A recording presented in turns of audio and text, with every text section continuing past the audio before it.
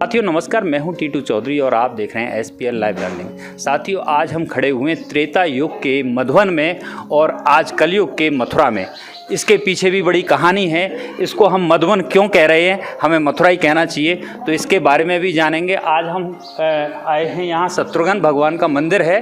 शत्रुघ्न भगवान के हमने और अन्य मंदिर कहीं नहीं देखे, यहाँ पे एकमात्र मंदिर हमें मिला है। यहाँ पे लीला भी हैं शत्रुघ्न भगवान की, उनके बारे में भी जानेंगे क्या क्या लीलाएँ हैं।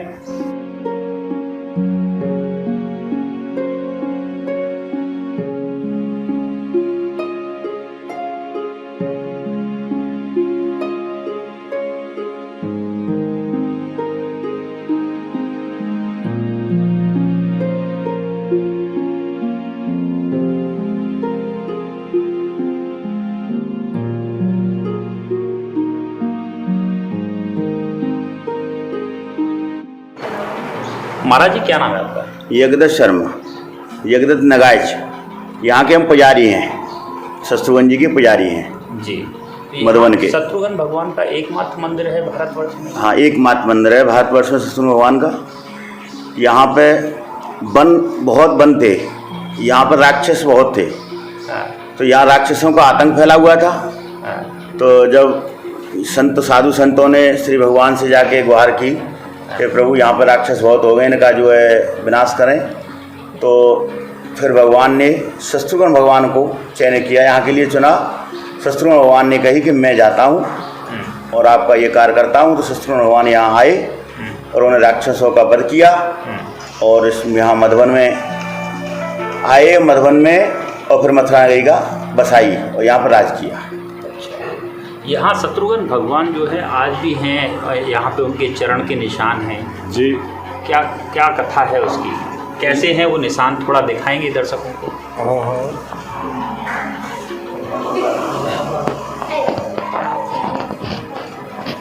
साथियों यहाँ ये देखिए भगवान चरण के निशान हैं। साफ करने के बाद बिल्कुल साफ होते हैं और उसके 10 मिनट बाद ही ये पुनः उभर आते हैं।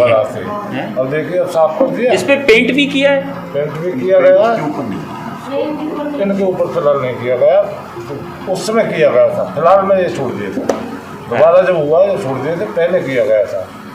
और ये 5 मिनट के बाद दोबारा ये भी आ जाते।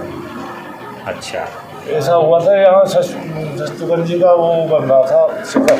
हाँ, तो शिखर में थोड़ी प्रॉब्लम आई थी, करने में दिक्कत हुई थी। तो ये उभर के फिर दोबारा से आ गए, अभी मिटाया था और उभर के दोबारा से आ गए। काफी बार प्रयास किया इनको मिटाने का, हजारों बार किया है, लेकिन मिटते नहीं।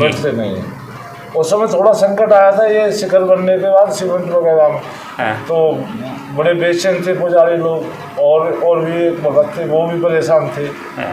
तो भगवान ने ऐसा किया था, रात्रि में हम सबको पर्चे लेने के लिए, तो हमने सुबह मंदिर आके देखा, तो भगवान के चरण सारे सीमेंट में, सफेदी में, मंदिर में वो चरण वो वहाँ तक वहाँ बिखरे हुए। हाँ। जबकि वहाँ नित्य पूजा होती है, सफाई होती है, स्नान होता है। हमने देखा कि आज भगवान के चरण कैसे बिखरे हुए हैं। तो फिर धीरे धीरे हम बढ़ते गए आगे, आज भगवान के चरण कैसे बिखरे। तो फिर धीरे धीरे खोज भी की यहाँ के आए। तो फिर यहाँ चरण बने मिले, वहाँ साफ किया, यहाँ साफ किया।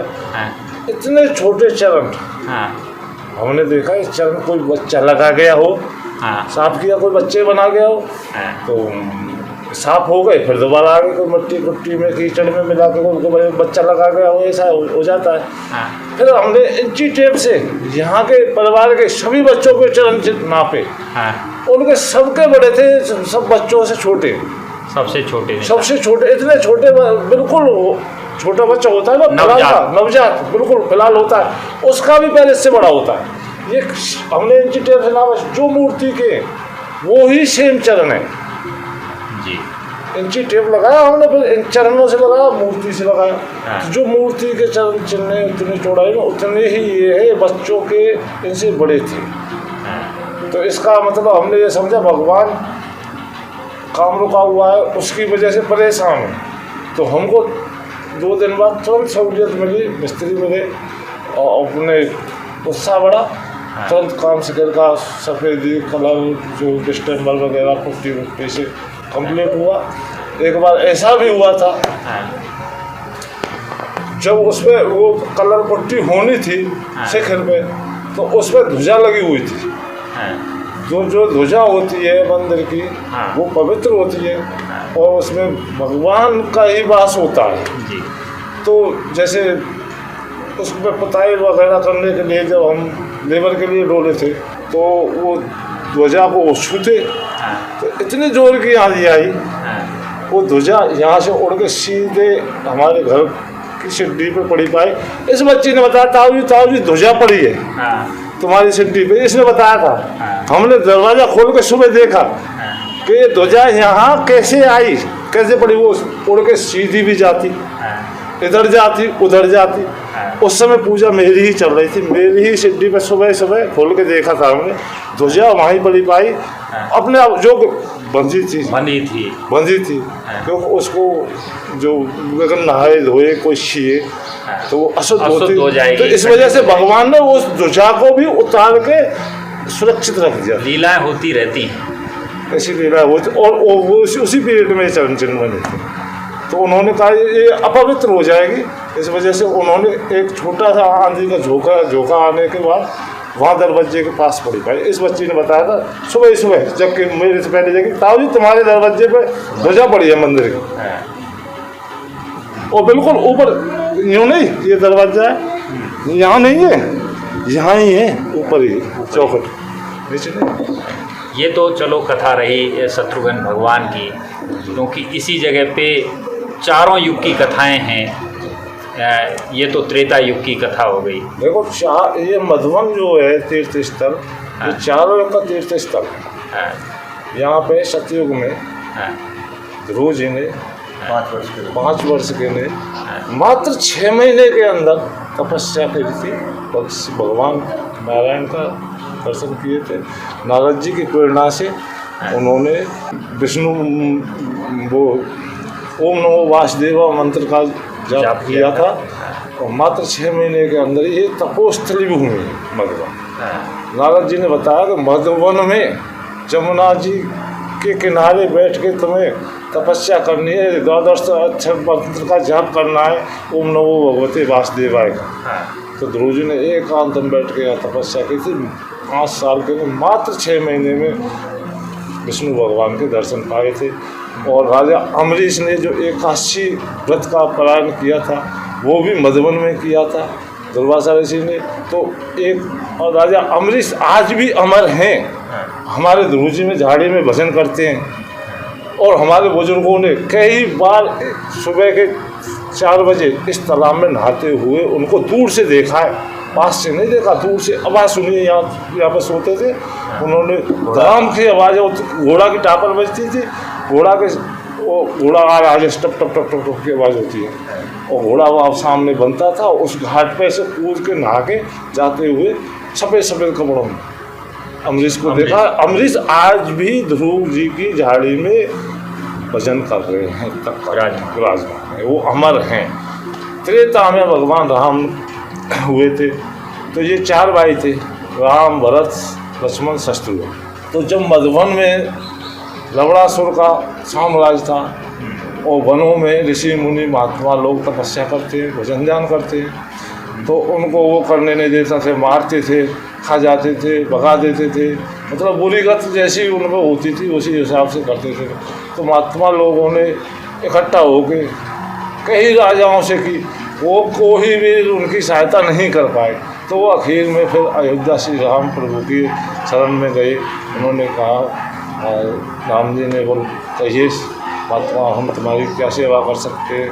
बोल महाराज हमारा लवणासुर से अत्याचार की रक्षा कीजिए, हम बहुत परेशान कर रखा है, भजन ध्यान नहीं करने देता है, यज्ञ वगैरह नहीं करने देता है।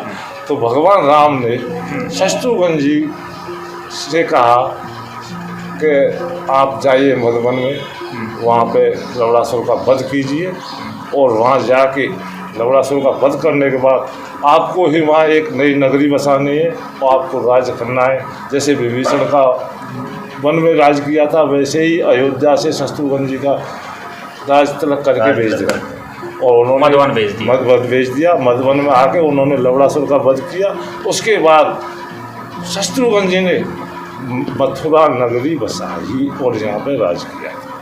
अच्छा, फिर उसके बाद में फिर द्वापर उसके युग। बाद में द्वापर में भगवान श्री कृष्ण ने गाय चराते थे। हाँ, राधिका भी यहाँ मधुबन में राधिका नाची है तो सभी लोग जानते हैं। हाँ। तो गाय चराते चराते चराते चराते भगवान की गाय को प्यास लगी, सखाओं को प्यास लगी, वो बड़े परेशान थे पाने के लिए। तो भगवान से सखाओं ने हाथ जोड़ के कहा, बोल महाराज पानी के बगैर प्राण निकल जाएंगे, पानी चाहिए, पानी तो चाहिए। गाय को पानी चाहिए। हाँ। तो भगवान श्री कृष्ण ने अपनी मुरली से एक कृष्ण कुंड खोदा और इसमें अपने जमुना मैया से गुहार की, पानी मंगाया और ग्वाल वालों की प्यास बुझाई, गौओं की प्यास बुझाई, सदा के लिए ये उपस्थित कर दिया भगवान ने अपनी मुरली से। और यहाँ ही भगवान ने तो ये रास किया, रासवंश इसमें किया कुंड था। में जो जल है ये कुंड नेचुरल है बिल्कुल। देखो ये नेचुरल है। पहले तो ये बाखे में नीचे से ऑटोमेटिक कुंड था, वो नीचे से ही पानी आता था। इसके ऐसे बताते हैं बुजुर्ग लोग, बीच में बहुत कोई था नहीं थी इसकी गहराई की। हाँ। कितना था। अब तो समय के हिसाब से धीरे धीरे जो लोग उद्धार होते हैं और सौंदर्यकरण होते रहते हैं और ये तो धीरे धीरे वो हो जाता। अब बरसात का पानी भी नहीं आता। अब कितना पुराना कुंड माने इसको? ये द्वापर का ही समझो, 5000 वर्ष पुराना। 5000 वर्ष साल पुराना। उसके बाद ये आलोक नहीं हुआ। जब से आलोक भगवान श्री कृष्ण ने मुरली से खोदा, जब से आलोक नहीं हुआ। ये कृष्ण कुंड तभी से है। इस कुंड की इतनी महिमा थी पहले हमारे पिताजी के समय पे। जैसे किसी औरत की डिलीवरी वगैरह होती थी, औरत की डिलीवरी वगैरह होती थी तो इसी कुंड का पानी पिलाया जाता था। औरत बिल्कुल फ्रेश, बच्चा और बच्चा ऐसे हो जाते थे बिल्कुल फ्रेश, कोई बीमारी, कोई हारी, कोई तकलीफ, कुछ नहीं होता था। बिल्कुल साफ मुद्रा में होते थे और सभी यहाँ से बहुत दूर दूर तक इस कुंड के जल को डिलीवरी के समय भर के ले जाए थे। तो इतना प्राचीन कुंड। इतना प्राचीन है, इतना शुद्ध कुंड। और बुधवार के दिन इस कुंड की एक महिमा है। आटे की गोली मछलियों को डालने आते हैं, बहुत बहुत दूर से, विदेशों से गोली आती है फेंक हुए। हाँ। तो उसका बहुत बड़ा पर्व है, बहुत पुण्य मिलता है। और ये बुधवार के दिन गोली डालो, इसमें नहाओ, बहुत पुण्य मिलता है।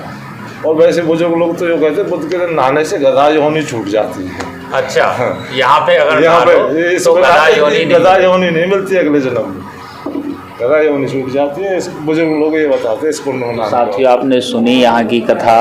ये चारों युग यहाँ पे हैं। पहले मथुरा नगरी से पहले इसको मधुवन के नाम से जाना जाता था, फिर बाद में इसका नाम मथुरा पड़ा द्वापर युग में। फिर यहाँ पे कृष्ण जी ने लीलाएं की। कृष्ण जी की लीला के भी समय के यहाँ पे साक्ष्य मिलते हैं और त्रेता युग और सतयुग के भी यहाँ पे साक्ष्य मिलते हैं।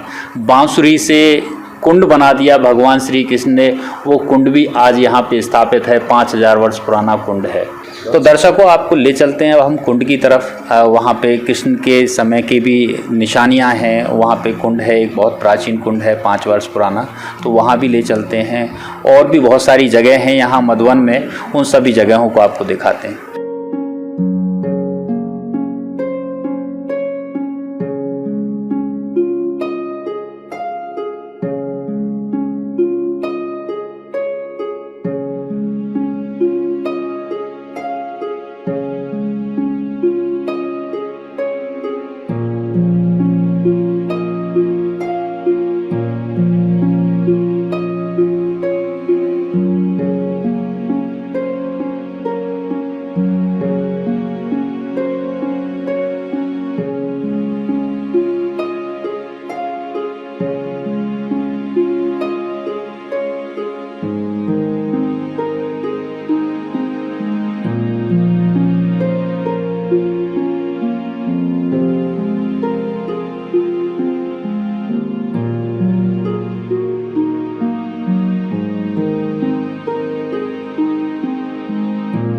साथियों, आप देख सकते हैं मेरे पीछे कृष्ण कुंड है। ये कृष्ण कुंड जो है, कृष्ण जी ने अपनी बांसुरी से, जब उनकी गाय प्यासी थी, वो गौ चराते थे यहाँ पे और गायों को प्यास लगी, तो उन्होंने अपनी बांसुरी से खोद के इस कुंड को बनाया था। ये बहुत प्राचीन है, 5000 वर्ष पुराना है, द्वापर युग का है। और महाराज जी, क्या कथा थी इसकी? इस समय द्वापर युग में श्री कृष्ण भगवान जो है अपनी गाय 84 कोस ब्रज में उन्होंने भ्रमण किया, गायें चराई, तो उसी की उस पे ही तो ये ब्रज 84 कोस नाम पड़ा है। तो ये पहला पड़ाव स्थल है मधुबन। तो यहाँ पे जब गाय चराने आते थे भगवान, तो ग्वाल वालाओं ने कही, प्रभु यहाँ पे जो जल की व्यवस्था नहीं है, तो जल की व्यवस्था हो तो प्यास लगती है, गायों को भी पानी चाहिए, हमको भी चाहिए। तो श्री भगवान ने अपनी बांसुरी से इस कुंड को, यहाँ बांसुरी से खोदा, तो यहाँ जल की धारा निकली। और वही जो प्राचीन कुंड है जो आज आप सामने देख रहे हैं, वही कुंड है जो श्री कृष्ण भगवान ने अपनी बांसुरी से खोदा। आज भी वही प्रमाण आपको देखने को मिल रहा है। आज वही जल कभी कम नहीं होता, कभी हमने इसको सूखा ही नहीं देखा। इसका जल पहले भरा ही रहता है। इस जल का भी बड़ा महत्व है। इसका जल का बड़ा महत्व है। इस जल का बड़ा महत्व है। बुजुर्ग बताते हैं कि यहाँ पहले जो है, जब हमारे जो है, जो बता ही चुके हैं इसमें, कि जो बच्चे जब जनती थी और डिलीवरी के समय होता था, उस जल को पिलाया जाता था, जिससे डिलीवरी में जो आने वाली परेशानियां हैं जी, वो कष्ट है, वो नहीं होता था और सुगमता से बच्चा हो जाता और अच्छा बच्चा पैदा होता था सुगमता से। तो ऐसी कोई परेशानी नहीं होती थी उससे। तो ये बुजुर्गों ने बताया। इसका जो है बुधवार को यहाँ पे बहुत से जो बाहर से विदेश, वहाँ से लोग आते हैं, मथुरा शहर से आते हैं, बाहर से भी आते हैं, तो बहुत भीड़ होती है। आज रात बुधवार को देखे तो यहाँ गोली डालने वाले, जब मछलियों को गोली चुगाने के लिए आते हैं। और कुछ बताते हैं बुजुर्ग के, मतलब इसमें स्नान करने से जो है गदा योनि भी मुक्त हो जाती है। बुजुर्गों का कहना है गदा योनि नहीं मिलेगी, गदा योनि नहीं मिलेगी इसमें स्नान करने से। तो हर पर्व पर इसका स्नान में जो तीर्थों में जो स्नान का पर्व मिलता है, उसको यहाँ पे स्नान करने से ही मिलता है। 84 कोस का अगर पूरा माना जाए, तो अगर इसमें कुंड में स्नान कर लिया या यहाँ पे आचमन कर लिया, तो पूरा 84 कोस की यात्रा भी सफल हो जाती है। हाँ, पहला पड़ाव। यहाँ के बिना तो यात्रा सफल है ही नहीं। यहाँ के दर्शन नहीं किए जिसने, तो वो यात्रा पूरी हुई नहीं है। ब्रज में अगर आप आए हैं और इस जगह नहीं आए, तो आपकी यात्रा अधूरी है। बड़ा रमणीक स्थल है, बहुत अच्छी जगह है, बहुत शांति है यहाँ पे। और साथियों, आप कभी अगर ब्रज में आते हैं, यहाँ आके स्नान किए, शत्रुघ्न जी के दर्शन न करे तो उसकी यात्रा सफल ही नहीं हुई। यहाँ पर ना आके शत्रुघ्न जी के दर्शन किए करना, और आचमन, स्नान न हो तो आचमन लेना अनिवार्य है। यहाँ का आचमन लेना, स्नान करना न हो पाए तो आचमन जरूर लेना है, और शत्रुघ्न जी का दर्शन करना जी, तो ये बहुत अनिवार्य है। जब भी जो यात्रा का जो पर्व मिलेगा आपको, जब यात्रा सफल है आप।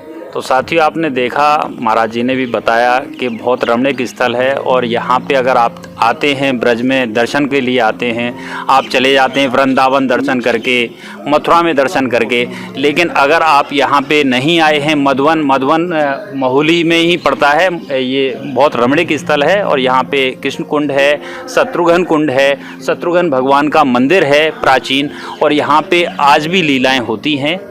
तो और यहाँ मधुबन में चारों युगों का वो है प्रमाण, चारों युगों का। चारों सतयुग में ध्रुव जी महाराज ने 5 वर्ष के ध्रुव जी महाराज ने तपस्या की, जो कि ध्रुव टीले नाम से जाना जाता है जी।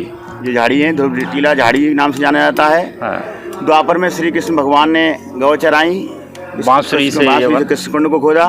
त्रेता में जब श्री राम भगवान के छोटे भाई शत्रुघ्न जी यहाँ आए, और उन्होंने यहाँ पे जो है लवणासुर दैत्य को मारा, और यहाँ इसको राक्षसों से मुक्त किया, इस नगरी को जी। और यहाँ पे मथुरा नगरी बसाई और यहाँ राज किया। कलयुग में भी यहाँ पे, कलयुग में यहाँ पे जो जब जो मुसलमानों का अत्याचार हो गया और अत्याचार बढ़ने लगे, तो कलयुग में जो है, कलयुग भगवान जो है यहाँ पे महाप्रभु जी नाम से आए, चैतन्य महाप्रभु जी।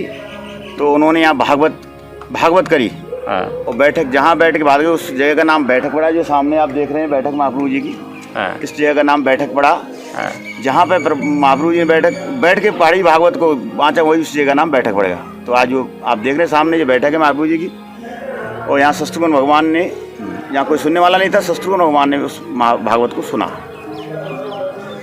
तो साथियों, यहाँ पे चारों युग की कथाएं हैं, चारों युग के प्रमाण भी मिलते हैं। और हमने काफ़ी अच्छी तरह से बहुत मेहनत की है, यहाँ तक हम आए, पूरी खोज की, लोगों से जानकारी की। और महाप्रभु जी जब आए तो उन्होंने जहाँ शत्रुघ्न भगवान का मंदिर है वहाँ उनको भागवत सुनाई। शत्रुघ्न भगवान को यहाँ कुछ सुनने वाला नहीं था, जंगल था, तो वहाँ मंदिर में शत्रुघ्न भगवान को भागवत सुनाई और यहाँ उन्होंने बैठे, तो इस जगह का नाम बैठक पड़ा। तो साथियों, आपको हमारी ये वीडियो कैसी लगी? हम काफ़ी कोशिश करते हैं कि आपको बेहतरीन से बेहतरीन वीडियो हम उपलब्ध कराएं, अच्छी जानकारी उपलब्ध कराएं। मथुरा अगर आप आते हैं और मथुरा में आने के बाद में आप इस स्थान पे नहीं आए तो आपने फिर ब्रज में आके कुछ नहीं देखा। यहाँ पे आप आइए, यहाँ मेरे पीछे कृष्ण कुंड है, सामने शत्रुघ्न कुंड है, बराबर में चैतन्य महाप्रभु की बैठक है, शिवालय का एक मंदिर है वहाँ पे, और प्राचीन मंदिर है। शत्रुघ्न भगवान का भी यहाँ पे मंदिर है। शत्रुघ्न भगवान के आपने मंदिर नहीं देखे होंगे। तो साथियों, हम काफ़ी कोशिश कर रहे हैं, काफ़ी मेहनत कर रहे हैं। आपको अगर हमारी ये वीडियो अच्छी लगी है तो प्लीज़ प्लीज़ प्लीज़ सब्सक्राइब करना मत भूलिएगा। फिर मिलेंगे अगली वीडियो में कुछ इसी तरह की जानकारी लेकर। नमस्कार।